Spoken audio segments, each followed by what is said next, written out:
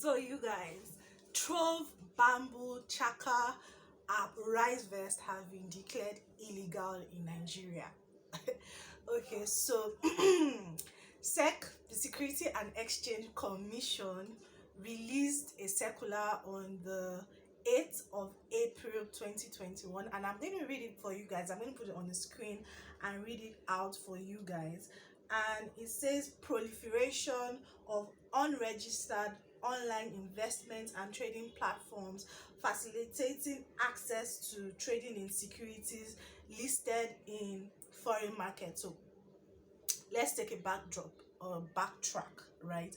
So you guys, these apps, Trove, Bamboo, Risevest, Chaka app, they help you, even though you're in Nigeria, invest in stocks of foreign companies like Google, Apple.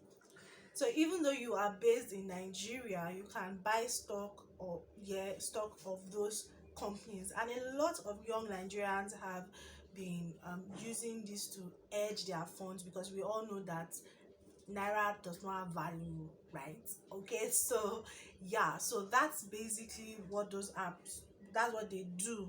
So let me continue reading out. So this is what the circular says: that the attention of the Securities and Exchange Commission, the commission, has been drawn to the existence of several providers of online investment and trading platforms which purportedly facilitates direct access of the investing public in the Federal Republic of Nigeria to securities of foreign companies listed on the security exchanges registered in other jurisdictions. These platforms also claim to be operating in partnership with capital market operators registered with the commission. So let me explain. So capital market operators are players that play in the securities market. So just the way you can go to your local market to buy pepper, onions, tomatoes, there is a securities market. Okay, and securities are not tangible stuff, they are intangibles. Okay, they are properties but they are intangible. So you have players in that market. So you have registrars, you have stockbrokers, you have securities experts like lawyers, you have issuing houses. Let me not bore you guys with technical stuff, but those are capital market operators. So not anybody can be a player in that space. So you have to be registered as a capital market operator with the commission, the Securities and Exchange Commission, in order to transact business in that space. So for instance, if we were abroad, you have stockbrokers and you can easily get a stock brokerage license. But in Nigeria, it's not very easy to get those kind of licenses. Like you have to know somebody in Abuja, somebody that I know, somebody in Borno, all those, Nigeria now. So what these apps now did is that in order to circumvent the administrative bootleg in Nigeria, okay, and our particular business environment, these fintech guys partner with capital market operators that are registered with the commission. Okay, I'm just breaking it down for you to explain, to understand. All right.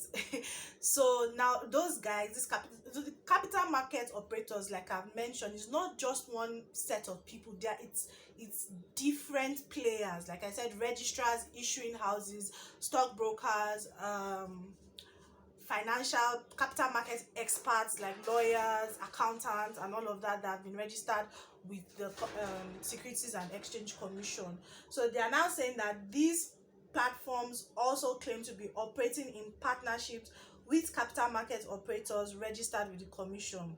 So the commission categorically states that by the provisions of section 67 and 270 of the Investment and Securities Act 2007 and rules 414 and 415 of the SEC rules and regulations, only foreign securities listed on any exchange registered in Nigeria may be issued, sold, offered for sale or subscription to the Nigerian public.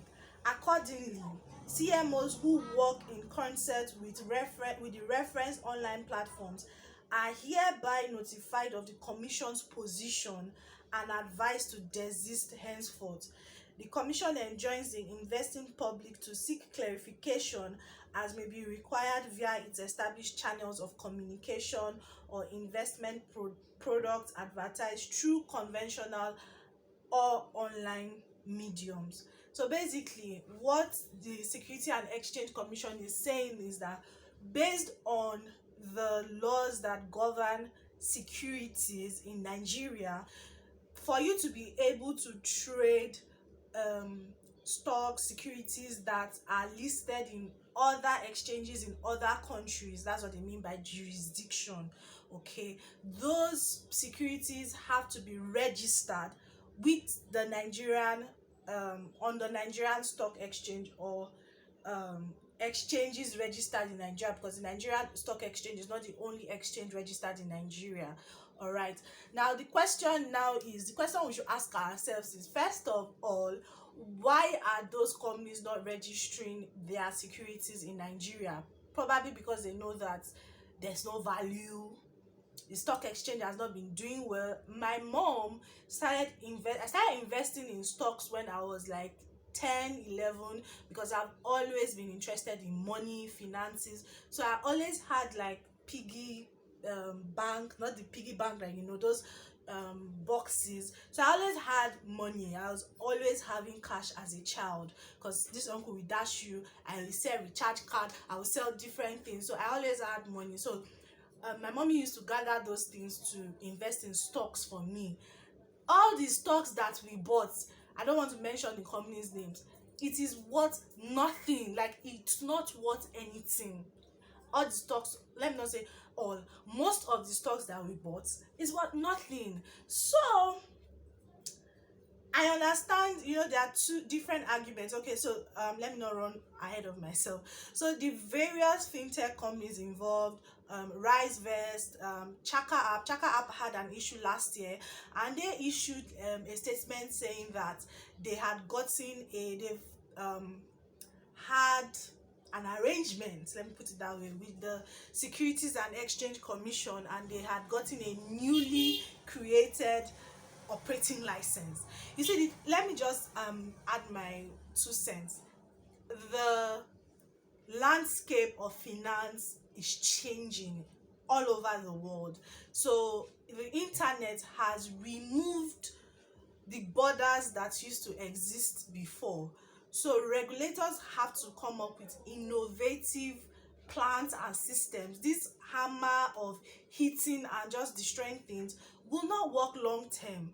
I admit that yes, people can find a way to walk around the loopholes of the law and all of that, because like some people were saying, and which is true, that if you play in any space, technology does not erode the fact that there are laws governing those space. Now, the laws might be outdated, the laws may not be conversant with current day realities, all right, and that's why we need lobbying groups and people to begin to lobby and all of that. So people are like, this is me digressing, that the tech guys are going to learn that once you hit major money, don't come up and say it on Nigerian space, because there are people who are ready to pull you down. Okay, so but jokes apart, bans apart, there are laws that govern different industries, and once you are playing in that space, you should be conversant with regulatory compliance.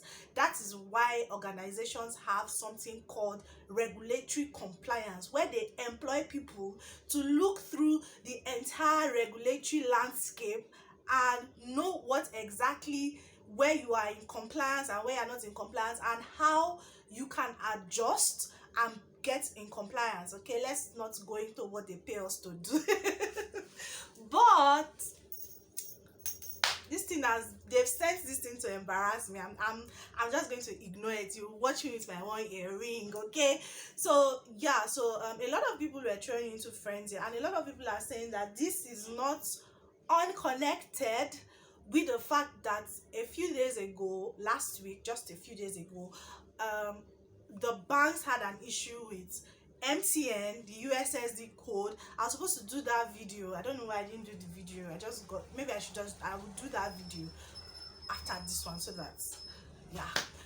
And so they had issues with the banks had issues with MTN, and they were going to cut them off from their USSD code payment gateway.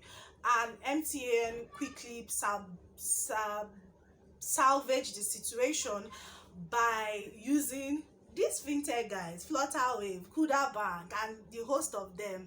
So the establishment is fighting back. Okay, so some people are saying that this regulation is not unrelated to that, and people are like, if you know any fintech person, just give them a hug, because they are going through it. Like, they are really going through it. Okay, so the fintech guys are really going through it right now, because it's almost like government is doing anything to discourage them. But yeah, that's the position right now. That's the position. Okay, another thing I need to mention, let me not forget, is that these new developments is not saying that individuals cannot invest. Yeah, it's talking about the capital market operators that provide the brokerage services. I might be wrong, all right, but what it means is that most of these companies may have to change their business models to either trade with locally listed securities, which, you guys, does not have value. So what's all this anyway? But yeah, that's the current situation, and let me know, what are your thoughts? Do you think that the fintech guys should have like a consortium of some sort to lobby? Do you think that the Nigerian government, they don't know what they are doing? What do you think? Share in the comment section, and remember to give this video a thumbs up. I'll see you guys in my next one. Bye.